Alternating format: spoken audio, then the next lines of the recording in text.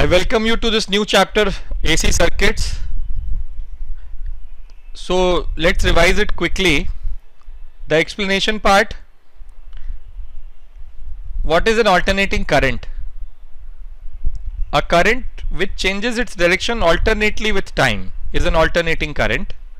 A current which changes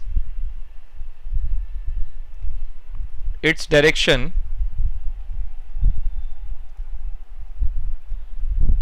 alternately with time. ये अगर time का एक्सिस है और ये करंट है तो ये ऑल्टरनेटिंग करंट कहलाएगा. ठीक है. एसी जनरेटर कैसा होता है? एसी जनरेटर, इसमें क्या क्या होता है?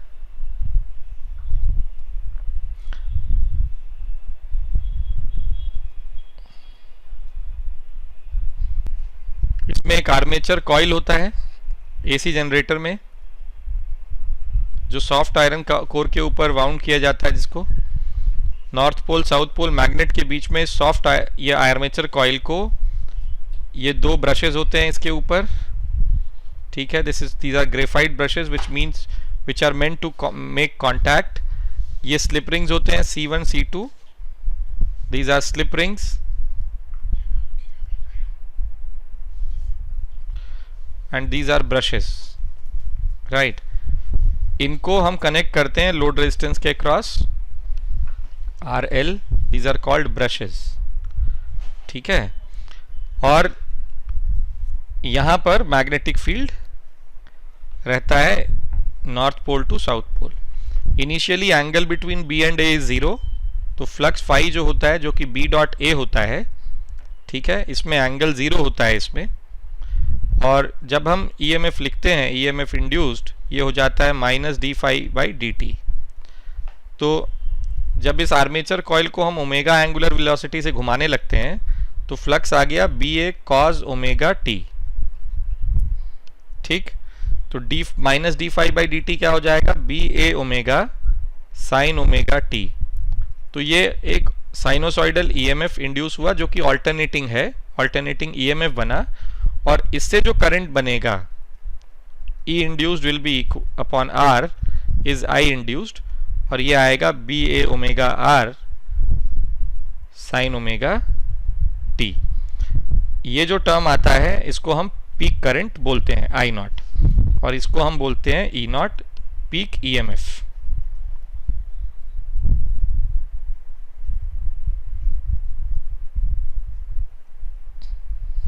ठीक है.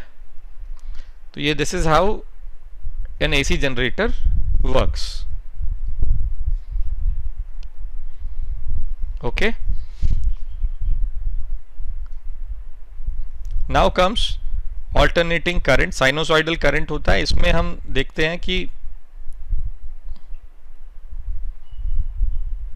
एवरेज करंट क्या होता है. तो हमारे सिलेबस में हम अगर बात करें ऑल्टरनेटिंग करंट की, तो current I is I0 sin omega t. या even if it is some function of time t, तो इसका एवरेज अगर निकालना हो मुझे, I एवरेज, तो ये होता है ft dt between the time period t1 to t2 divided by dt. This is the same interval t1 to t2. Right. इस तरीके से एवरेज निकाला जाता है. तो साइनोसॉइडल करंट का एवरेज होता है एक टाइम पीरियड में 0. क्यों? क्योंकि जितना पॉजिटिव है उतना ही नेगेटिव होता है. So I bar is equal to 0. अब अगर मैं बात करूं रूट मीन स्क्वायर करंट की, तो ये I स्क्वायर, पहले तो मीन करंट निकाला जाता है, तो ये हुआ I0 स्क्वायर बाई 2, और I स्क्वायर बार का root, this is IRMS, and this is equal to I0 by root of 2. ये IRMS हुआ. सिमिलरली ERMS भी होता है, जिसको हम E0 by root 2 से डिनोट करते हैं. ठीक है. अब बारी आती है यहां पर power delivered by an AC source की. तो power delivered by an AC source का एक्सप्रेशन क्या होता है?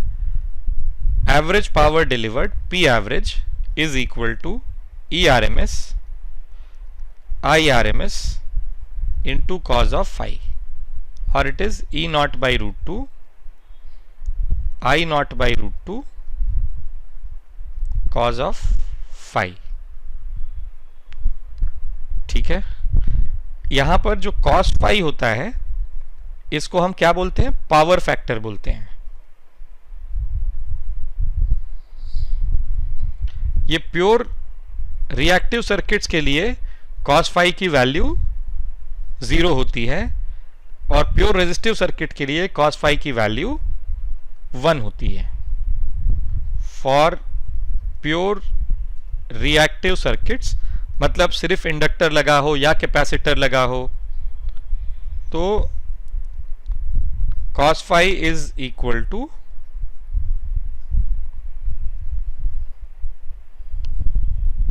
Zero, and for pure resistive circuit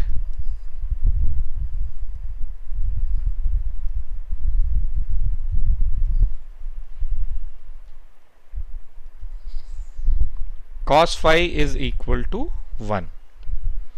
ठीक है. Now let's move ahead to simple AC circuits.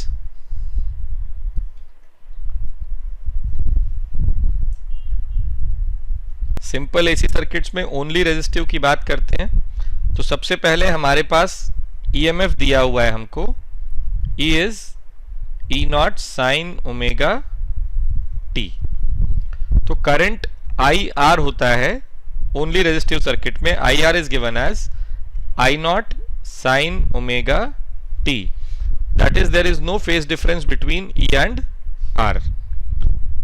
Capacitive circuit में IC होता है I naught sin omega t plus pi by 2 और IL होता है I naught sin omega t minus pi by 2. तो ये लीड करता है, ये लैग करता है EMF को और ये इन फेज रहता है EMF के साथ.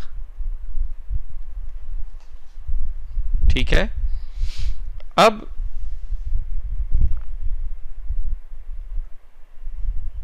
जब हम इसको डायग्राम में ड्रॉ करेंगे तो सपोज करिए इस तरफ EMF है, along x एक्सिस मैंने EMF को लिखा है, तो इसी डायरेक्शन में IR भी आएगा और यहां पर IC आएगा because IC is leading the EMF और इधर आएगा IL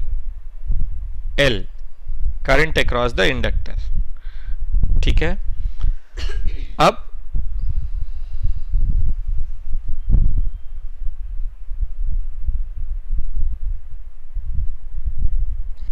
अब अगर मुझे इनके रेस्पेक्टिव रेजिस्टेंसेस और रिएक्टेंसेस को लिखना है तो कैसे लिखेंगे वो समझते हैं.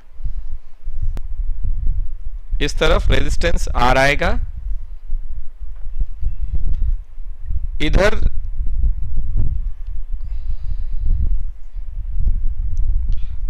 रिएक्टेंस XC आएगा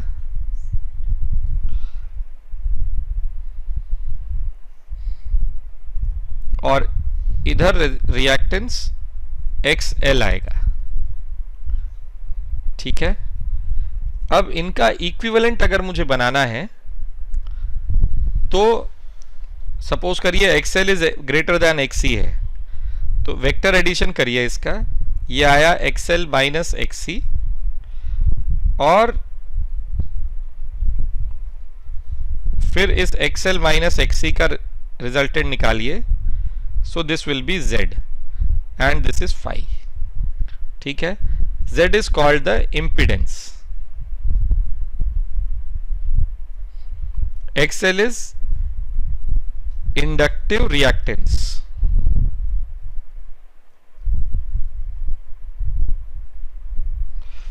XC is capacitive reactance.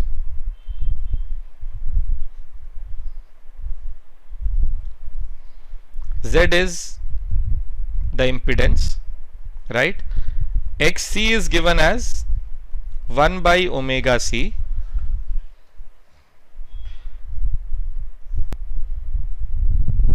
XL is given as omega L, और इसको बोलते हैं इंडक्टिव रिएक्टेंस। ये तो देख लिया हमने। Z की वैल्यू आएगी root of XC minus XL का whole square plus R square, ये होगा, या it will be XL minus XC का whole square. In either case Z remains same. tan phi is equal to, in this case it is XL minus XC upon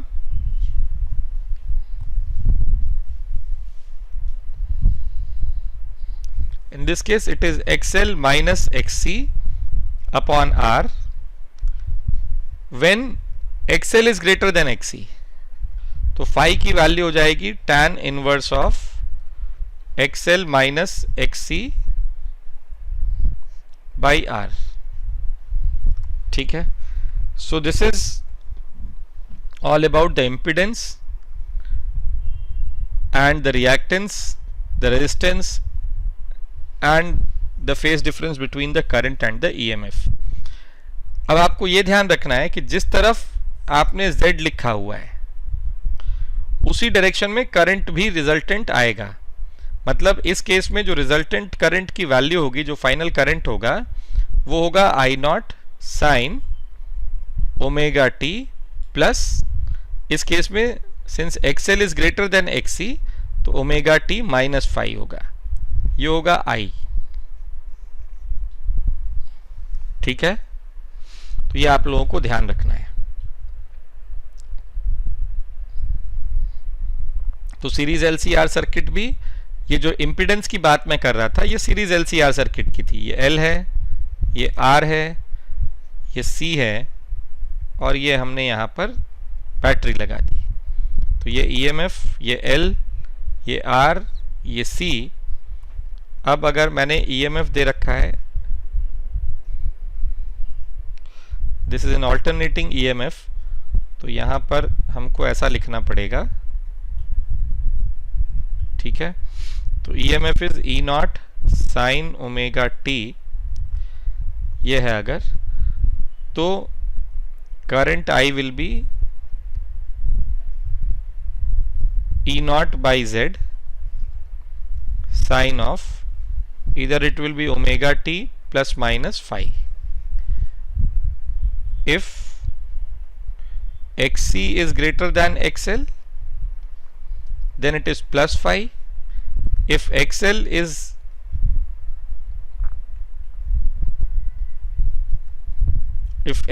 is greater than XC, then it is minus phi.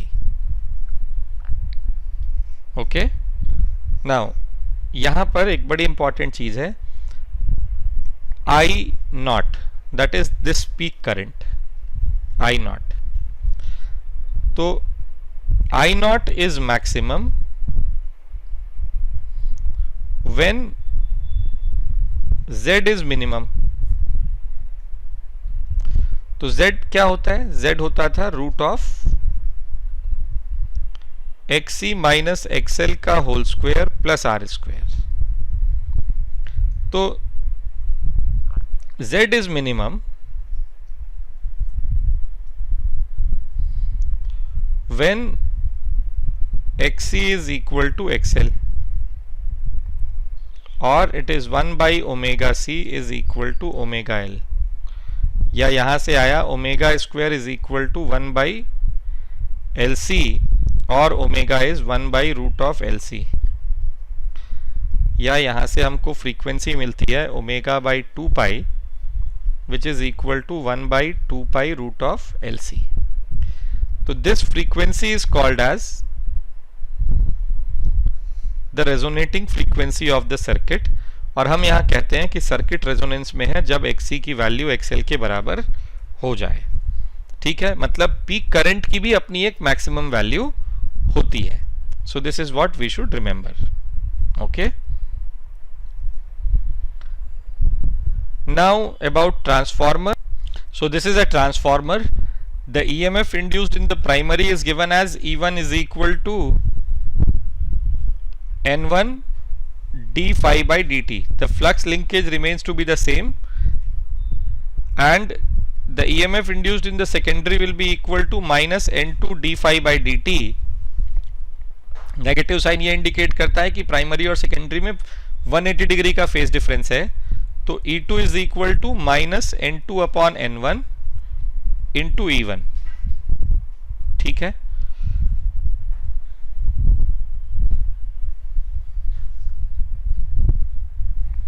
and also I2 is equal to minus N1 by N2 into I1.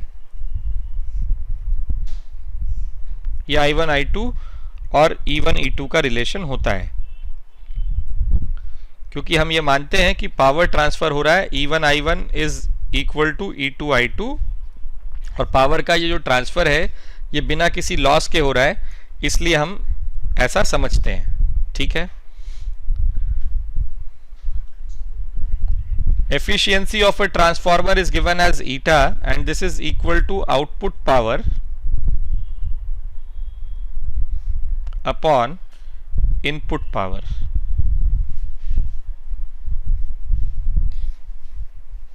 ठीक है, this is efficiency of the transformer.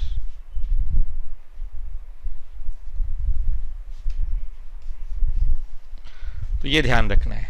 ठीक है, यहां हमने इस chapter को revise कर लिया पूरी तरीके से. मैं फिर से कहता हूं कि ये हमने क्विक रिवीजन किया हुआ है. ठीक है, फॉर्मूलेज और बेसिक कॉन्सेप्ट्स हमने रिवाइज किए हैं. आप लोगों को ज़्यादा डिटेल में पढ़ना है तो इसके वीडियो लेक्चर्स हैं. ठीक है, so that's all for this chapter. Thank you so much. we'll meet again in the next lecture. Till then, goodbye, keep practicing.